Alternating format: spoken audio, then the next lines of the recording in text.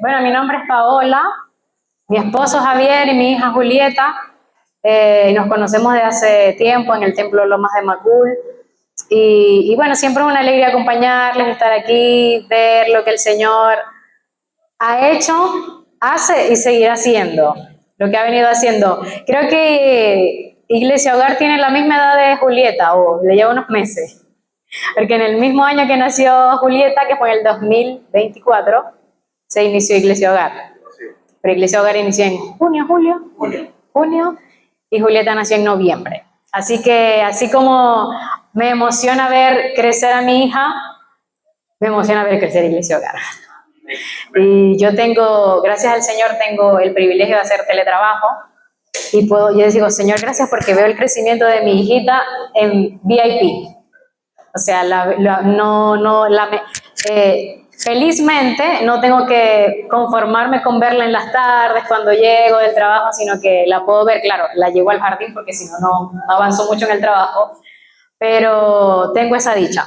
Y cualquier emergencia, cualquier cosa, yo la llevo, la busco, y es un regalo del Señor. Que cuando propuse el jefe estuvo de acuerdo, porque igual supe de otra chica que también está embarazada, quiso solicitar lo mismo y le negaron la oportunidad de hacer teletrabajo. Entonces, que el Señor me haya permitido es un regalo. Y yo estoy de verdad que emocionada de estar aquí.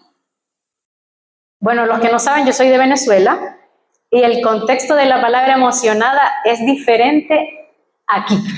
Cuando yo escuché la primera vez a alguien decir estoy emocionado y lloraba, y decía, pero perdón que me emocione. ¿Por qué pide perdón que se emocione? Porque allá el contexto de emocionado es cuando estoy muy alegre, muy feliz, muy expectante. Y estoy emocionada en ese contexto venezolano. Estoy expectante, alegre, feliz de estar aquí con ustedes. Y justo esa diferencia de una misma palabra, diferentes contextos, más o menos así es el título de lo que les quiero compartir. El día de hoy, o la tarde, la noche, le puse como título 3 invitaciones a un mismo lugar. Porque quiero compartir 3 historias, 3 episodios, donde cada persona recibe una invitación a un mismo lugar. Pero bueno, vamos a orar al Señor primero antes de leer su palabra, antes de todo, para que el Señor tome control de este tiempo. Gracias, Señor, te damos porque tú eres bueno, porque tú eres maravilloso, porque tú eres especial. Gracias porque, Señor, tú llegas a nuestras vidas y no queda igual. No quedamos igual, Señor, porque siempre haces cosas lindas, cosas nuevas, cosas maravillosas, Señor. Gracias por cada uno de los que están aquí presentes. Gracias por lo que has hecho en Iglesia Hogar, en este tiempo, en este año y tanto que ha pasado, Señor. Y te damos muchas gracias porque has sido extremadamente bueno, Señor. Gracias por las cosas que has hecho y por las cosas que vendrán. Gracias por la visión que le has dado, Señor, a Iglesia Hogar. Gracias por cada uno que ha sido, Señor, fiel, obediente a tu llamado, Señor, y han estado aquí en este lugar. Te pedimos, Señor, que tú tomes control de nuestros oídos, de nuestros corazones. Los disponemos para ti, Señor. Habla nuestras vidas, habla nuestro corazón, Señor. Que esta palabra no vuelva vacía, sino que haya lugar en cada uno de nosotros, Señor. En el nombre poderoso de Jesús. Amén. Bueno, como les decía, quiero compartir 3 historias y vamos a ir ubicándonos. Yo no sé si todos tienen Biblia en su celular o algunos no, sí, porque la versión que voy a leer es un poquito distinta a las que tienen acá. Entonces, si todos tienen Biblia en su celular, pueden ubicar la versión TLA. Y también voy a leer algunas cosas en la Reina Valera contemporánea. Los que no tienen Biblia pueden escuchar y si no también Lili, que está allá atrás, puede proyectar la versión que tengan allí. Y aunque diga un poquito distinto lo que yo voy a leer, el contexto es el mismo. Entonces primero vamos a leer la primera historia, el primer episodio, la primera invitación que vamos a ver es el llamamiento de Mateo. en el libro de Mateo, capítulo 9. Vamos a leer desde el versículo 9. Yo tengo la versión TLA, como les dije. Mateo capítulo 9. Desde el 9 vamos a leer como hasta el 13, más o menos. ¿Sí? Levantan la manito si todos están ubicados. Ya. Dice así. Jesús llama a Mateo. Cuando Jesús salió de allí, vio a un hombre llamado Mateo, que estaba sentado cobrando impuestos para el gobierno de Roma. Entonces Jesús le dijo, sígueme. Mateo se levantó y lo siguió. Ese mismo día, Jesús y sus discípulos fueron a comer a casa de Mateo. Allí también estaban comiendo otros cobradores de impuestos y gente de mala fama. Cuando algunos fariseos vieron a toda esa gente, les preguntaron a los discípulos, ¿por qué su maestro come con cobradores de impuestos y con pecadores? Jesús oyó lo que decían los fariseos y les dijo, los que necesitan del médico son los enfermos, no los que están sanos. Mejor vayan y traten de averiguar lo que Dios quiso decir con estas palabras. Prefiero que sean compasivos con la gente y no que me traigan ofrendas. Yo vine a invitar a los pecadores para que sean mis discípulos, no a los que se creen buenos. Qué poderoso, me encanta. Para más o menos ubicarnos un poquito en el contexto de Mateo. Dice que era un recaudador de impuestos. Y un recaudador de impuestos en esa época era una persona que todos consideraban como engañador, deshonesto, ladrón. Porque ¿qué hacía? El impuesto, y trabajaba para Roma. Era un judío trabajando para Roma. ¿Qué hacía un cobrador de impuestos? Si el impuesto era 100, por decir algo, él cobraba 150, 50 para mi bolsillo y entregó los 100 que corresponden. Y así se lucraban y se enriquecían y se vestían bien, vivían bien, y los judíos veían eso. Entonces por eso tenían la fama de deshonestos, de engañadores y de traidores. Imagínense que venga de repente Argentina invada Chile y comienzan a cobrar impuestos a los chilenos para llevar a Argentina. Y de repente ustedes ven que Jorge comienza a trabajar para los argentinos. ¿Cómo lo van a ver? Tremendo traidor. Entonces, así era visto Mateo. Este es tremendo traidor. Más encima, como dice el chileno, que trabaja para los romanos, nos está robando. Entonces, era un hombre despreciable. Y para todo ojo judío, Mateo no tenía perdón de Dios. Pero digo, Mateo igual creció, se formó en la cultura judía, entonces era así como un judío descarriado. Entonces, Mateo, a los ojos de los judíos no tenía perdón.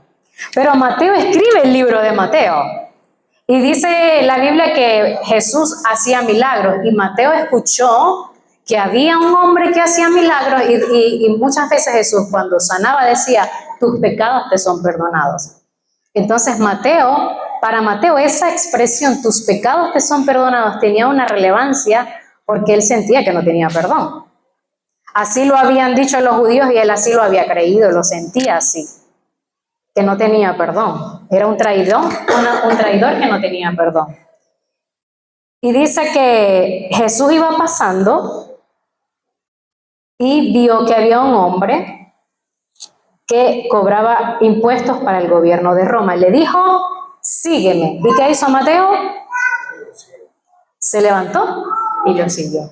Entonces, ¿qué podemos aprender de Mateo? Número uno, Mateo hubiese dicho, ya va, este hombre me está siguiendo y si sale mal todo, y yo ¿a dónde voy a regresar a trabajar? Porque Jesús ya había llamado a Pedro, a Juan, que eran pescadores, y de repente si salía algo mal, ellos volvían a la pesca. Pero ¿a dónde volvía Mateo si todo salía mal?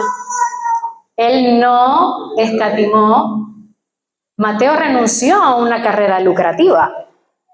Él de repente a todas esas comodidades que actualmente tenía, pero renunció porque en el momento que Jesús lo llamó entendió ese perdón que él creía que le iba a ser negado por siempre. Pero Jesús lo llama y este hombre es el que perdona pecados, me está llamando. Jesús lo llama y de repente Mateo hubiese dicho quizá también, no, pero yo no estoy a la altura para ser un discípulo de este hombre. ¿Qué voy a hacer yo? ¿Qué oficio voy a hacer con este hombre si lo que sé es recaudar impuestos?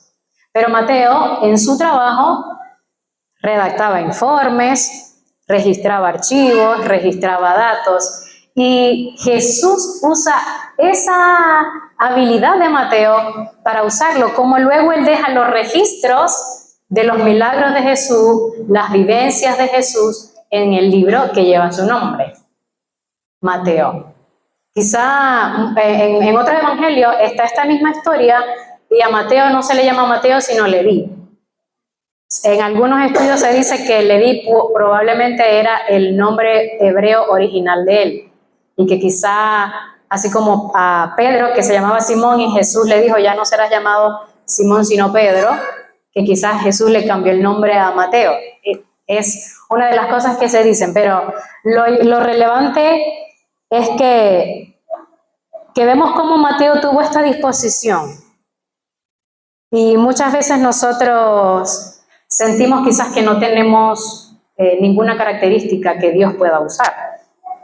O sea, de repente Mateo no se sentía capaz de unirse a ser discípulo, pero el Señor tenía un trabajo específico para Mateo. Y así para cada uno de nosotros, el Señor invitó a Mateo, sígueme. Y el Señor nos invita a nosotros a seguirle todos los días. A seguirle, y vemos en el versículo 10 donde dice, ese mismo día Jesús y sus discípulos fueron a comer a casa de Mateo, allí también estaban comiendo otros cobradores de impuestos y gente de mala fama. O sea que Mateo se preocupó por invitar a sus amigos, a los otros cobradores de impuestos y gente de mala fama, a que escucharan el mensaje que había transformado también su vida. Es la misma invitación que el Señor nos hace, de no solamente quedarnos con eso que Dios ha hecho en nosotros, sino compartirlo, extenderlo, multiplicar lo que el Señor ha hecho en nuestras vidas. Y que no somos incapaces cuando la capacidad del Señor llega a nuestras vidas. Creemos que no, Mateo quizá pensó que no iba a tener alguna cualidad y cómo Dios transformó aquello que Mateo hacía de forma negativa, Dios lo transformó para aportar a su reino. Esa es la primera historia. Historia número 2, la mujer del flujo de sangre, que lo vemos en Marcos. Aquí vamos a cambiar la versión en la Reina Valera contemporánea, que es RDC. Marcos capítulo 5, versículo 24.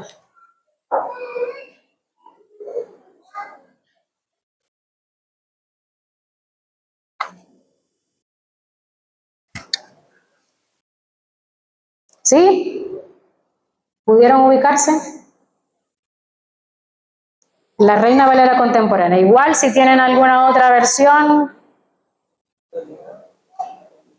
pueden ir escuchando la que tengo yo acá. Dice, Jesús se fue con él. O sea, está porque hace enlace una historia de un hombre que había llegado a Jesús para que sanara a su hija. Dice, Jesús se fue con él, pero lo que quiero recalcar aquí es, y una gran multitud lo seguía y lo apretujaba, dice en esta versión. O sea, estaba rodeado de gente, multitud que lo seguía, lo apretujaba.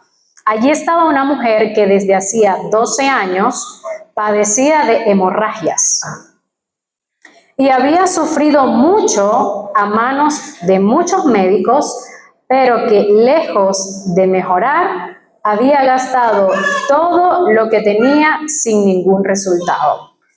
Cuando oyó hablar de Jesús, se le acercó por detrás entre la gente y le tocó el manto. Y es que decía, si alcanzo a tocar aunque sea su manto, me sanaré. Vamos a parar un poquito aquí, igual mantengamos ahí esta versión, pero para ir analizando un poquito a poco. Dice que la mujer sufría de hemorragias y en los estudios dice que, bueno, que era una menstruación extendida. La costumbre de toda mujer es ver menstruación y el tiempo promedio es de 7 días. Pero esta mujer tenía 12 años en esta situación. Y curiosamente, ¿por qué ella llega detrás? Cuando nosotros queremos hablar con alguien o que alguien nos vea, ¿qué procuramos? Su rostro. Procuramos que nos vea o procuramos hablarle de frente o aparecernos de frente y que nos vea. Pero ella dice que llegó por detrás. ¿Y qué me da a entender? Que no quería ser vista, que de forma sigilosa quería llegar y tocar, decía, si tan solo tocar el borde, yo sé que seré sanada. Dice que había gastado todo su dinero y estaba ya cansada, que los médicos, lejos de aliviar su enfermedad, estaba peor.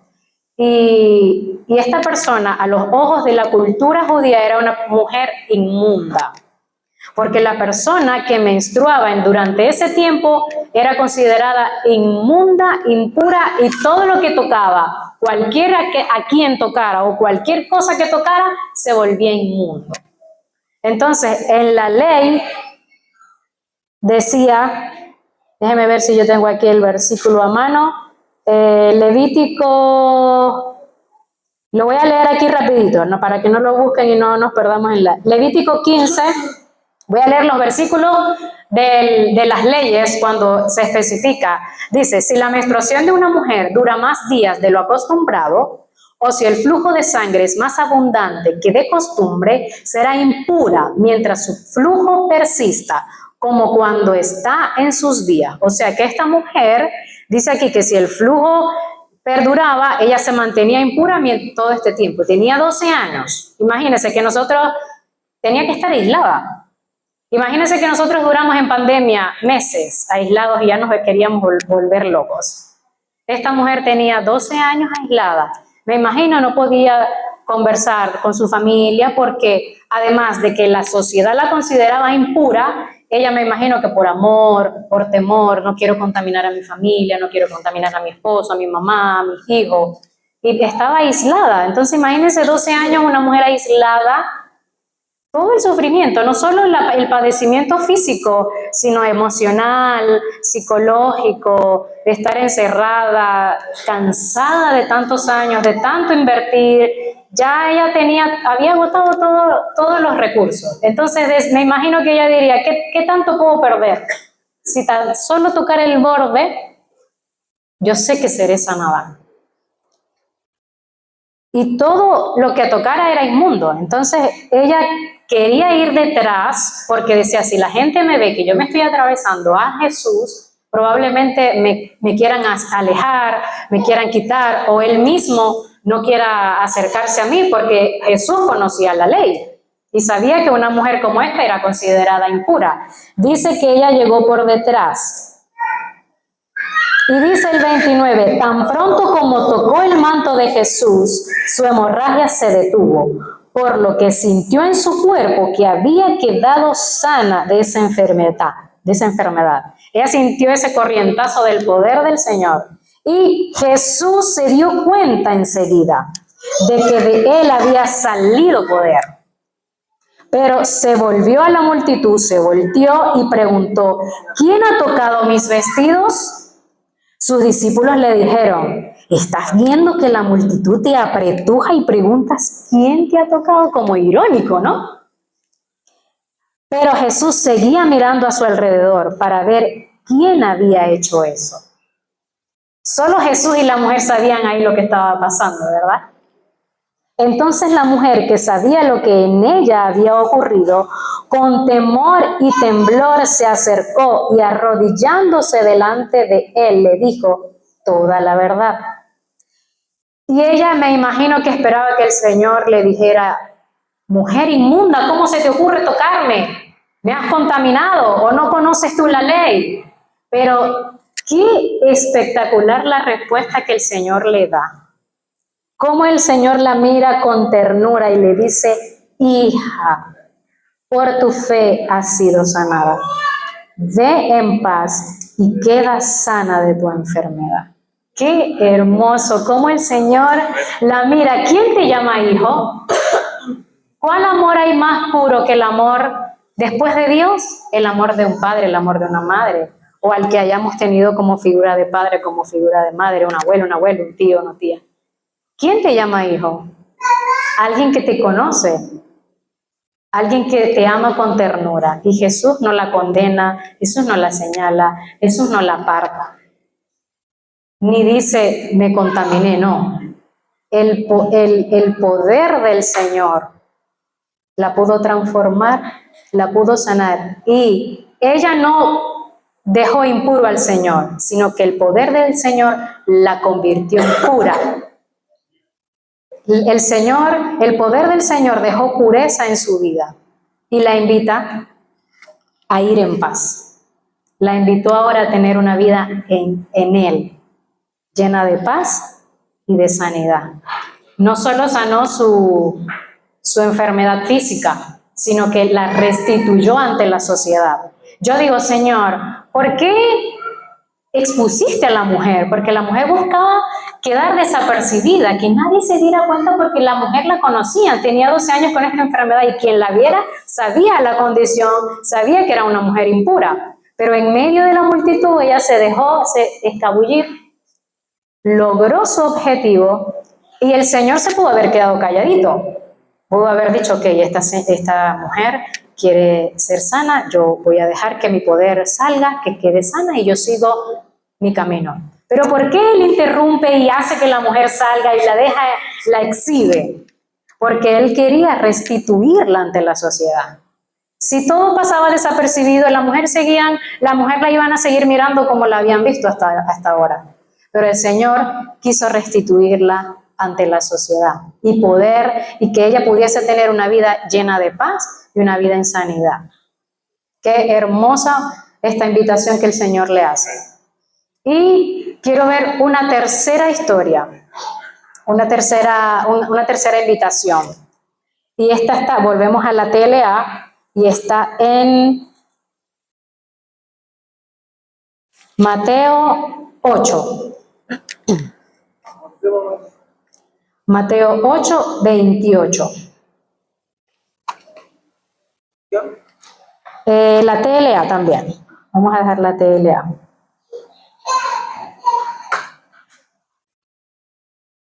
¿Sí? La TLA. Dice, 2 hombres con muchos demonios.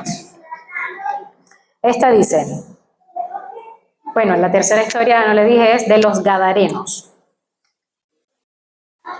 Dice, cuando Jesús llegó a la región de Gadara, que está a la orilla del lago, 2 hombres que tenían demonios salieron de entre las tumbas. Eran tan peligrosos que nadie podía pasar por ese camino. Cuando los 2 hombres se acercaron a Jesús, los demonios gritaron, Jesús, Hijo de Dios, ¿qué vas a hacernos? ¿Vas a castigarnos antes del juicio final?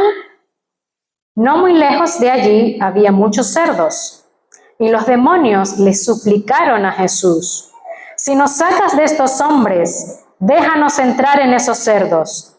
Jesús le dijo, entren en ellos. Los demonios salieron de los 2 hombres y entraron en los cerdos. Entonces todos los cerdos corrieron sin parar hasta que cayeron en el lago, donde se ahogaron.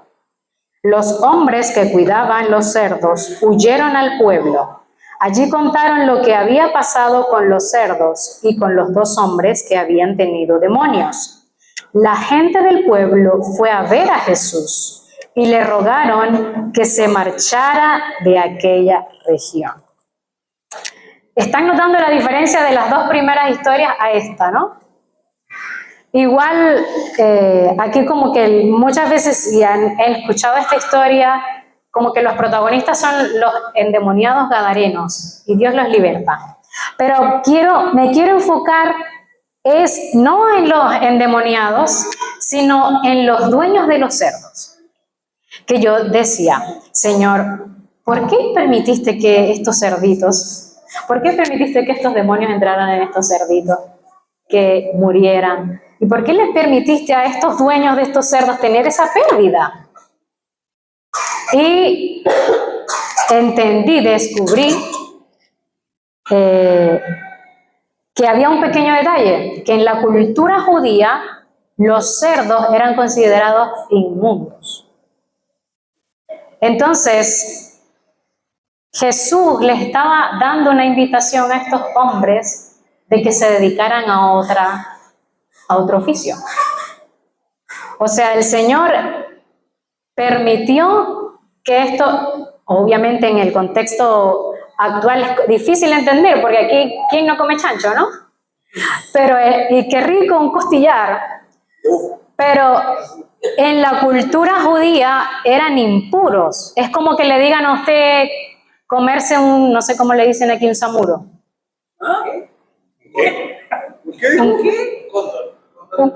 Parecido, un cóndor. Pero no me acuerdo, hay un animal que se supone que vuela cuando hay personas muertas, cuando hay buitre. Imagínense que le digan a usted, cómanse un buitre. Cómanse un buitre. ¿Cómo? No lo pensarían como imaginarse un costillar de un chanchito, ¿verdad? Entonces, imagínense que les digan, cómanse un buitre o cómanse un ratón. O sea, es un animal impuro para el ojo de esta cultura, de este lado, ¿no? Y entonces para los judíos el cerdo era un animal impuro. Entonces el hecho de que Jesús permitiera, era una invitación que le estaba haciendo a los dueños de esos cerdos a decirle, te invito a tener un cambio, un nuevo rumbo de vida, donde yo te voy a dar mayores ganancias. Pero era impuro y estaba en la ley. Hay un versículo en Levítico 11:7 donde dice, el cerdo, porque tiene pezuñas y estas las tiene hendidas, pero no rumia, deben considerarlo impuro. Estaba en las leyes. Y ellos eran así para cumplir las leyes. Y Jesús le hace esta invitación a estos hombres. ¿Y ellos qué hacen? Van al pueblo, le cuentan a los demás y dice que la gente del pueblo fue a ver a Jesús, pero no para seguirle, no para adorarlo, fue a ver a Jesús. ¿Se descargó? ¿Sigo hablando? Sí. Fue a ver a Jesús, pero ¿qué dice? Le rogaron que se marchara de aquella región. Entonces, mientras Mateo le siguió, mientras la mujer le alcanzó, este hombre, este pueblo le rogó que se fuera lejos, o sea, le rechazaron. Entonces, ¿qué podemos ver en estas tres historias? Por eso dije 3 invitaciones a un mismo lugar. Mateo fue invitado a que le siguiera, sígueme. Mateo, un hombre rechazado por la sociedad, decidió dejar todo y seguir a Jesús. Y el Señor lo convirtió en su discípulo, luego permitió que escribiera el libro de Mateo. La mujer, con temor, pero se acercó con fe y logró la transformación de su vida, la sanidad. El Señor la invitó a tener una vida en paz, en sanidad. Y también el Señor llegó a esta región de Gadara, oscura, con miedo, porque dice que estos hombres endemoniados tenían a la gente atemorizada, no salían, no caminaban. Y Jesús llega, les da la oportunidad de tener un nuevo rumbo, una nueva vida, y ellos la rechazan. Entonces Jesús llega a todos, Jesús sigue llegando a todos, Jesús sigue pasando todos los días por nuestras vidas. ¿Cómo estamos respondiendo nosotros? ¿Estamos respondiendo como Mateo, como la mujer, o estamos respondiendo como los gadarenos? Y el Señor nos invita no solo a seguirle, sino a servirle. Porque en otra versión dice que estos endemoniados fueron a otra región y hablaban y contaban lo que Jesús había hecho. Y él se querían ir con Jesús, y Jesús le dijo, no, no se vayan conmigo, vayan y cuenten a otros lo que ustedes han visto. El Señor nos invita a seguirle y nos invita a servirle. Esta gente se sintió juzgada y creían que el Señor venía a juzgarle, pero la esencia del Señor es distinta. En Mateo 12:20, en la versión Telea, dice, no les causará más daño a los que estén heridos, refiriéndose a Jesús, ni acabará de matar a los que estén agonizando. Al contrario, fortalecerá a los débiles y hará triunfar la justicia. Al contrario, el Señor, si estamos a punto de caer, no nos termina de dar el empujón, sino nos toma, nos restaura, nos abraza, nos mira con dulzura, con ternura. Y así como Mateo, que quizá creía que no tenía lugar, y el Señor tenía un lugar guardado y reservado para Mateo, el Señor tiene un lugar reservado para cada uno. No queramos pretender tener ciertas características como aquel o como aquella para que el Señor me use, porque el Señor te ha dado a ti características específicas, especiales y distintas para usarte desde tu rinconcito, para usarte en tu espacio, en tu lugar, porque nadie más tiene el alcance que tú tienes en donde estás. Mateo pudo predicarle a los otros cobradores de impuestos y a esta gente supuestamente de mala fama. Solo él tenía ese acceso, solo él tenía ese alcance.